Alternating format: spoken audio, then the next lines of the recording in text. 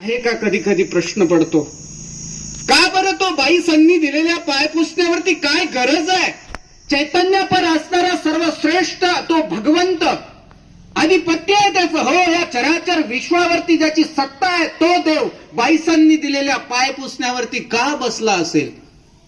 आपल्याला तर खुर्ची नाही दिली तर राग येतो, मी गावचा प्रतिष्ठित पाटील आहे, तुम्ही मला खुर्ची नाही दिली बाबा. किती हलक्या काळजाची माणसं होतो आपण.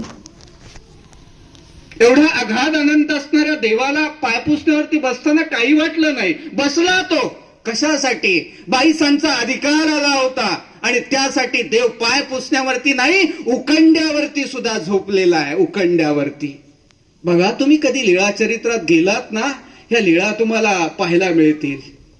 कोणासाठी करत होता तो देव? आणि जेव्हा हे कळायला लागतं, जेव्हा माझ्या देवाने सांगितलेला आचार विचार आम्हाला समजतो, त्यावेळेला त्या भगवंताचं श्रेष्ठत्व आम्हाला लक्षात येतं. आपण खूप भाग्यवान आहोत. गीतेत श्रीकृष्ण भगवंतांनी सांगितल्याप्रमाणे मनुष्यानाम एखादा हजारात म्हटलेला आहे. ज्ञानेश्वर माऊली फार गोड या ओळीवरती निरूपण करतायत.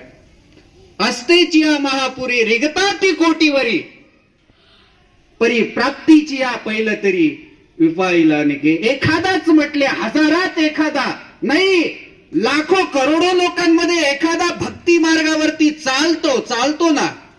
मग जे सर्व निघालेत प्रवासाला ते भगवंतापर्यंत गेलेत का? नाही, अर्धवट त्यांनी कुठेतरी पतित झालेले आहेत.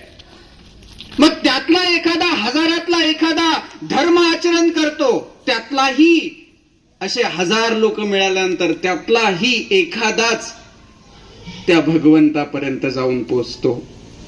बघा ना तुम्ही, संसारासाठी एवढे कष्ट करून यश मिळेल का नाही सांगता येत नाही. मग भगवंताला प्राप्त करायचा असेल तर तो सहज अलगत आणि सहज कसा प्राप्त होऊ शकतो हा विचार मात्र आपण कधीच करत नाही.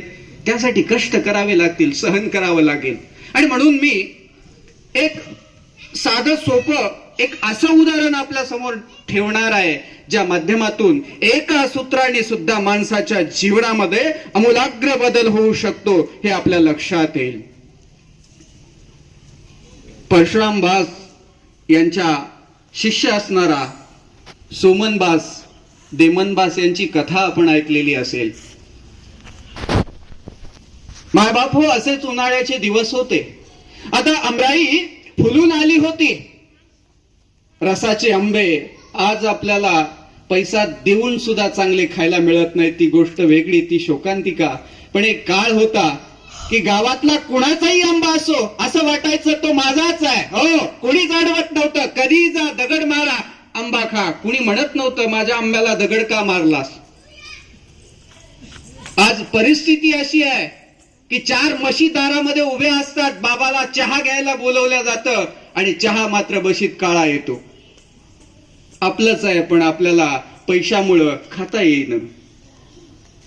आमराई आहे आणि त्या आमराईमध्ये आमच्या साधू संतांचा चातुर्मास थांबलेला आहे.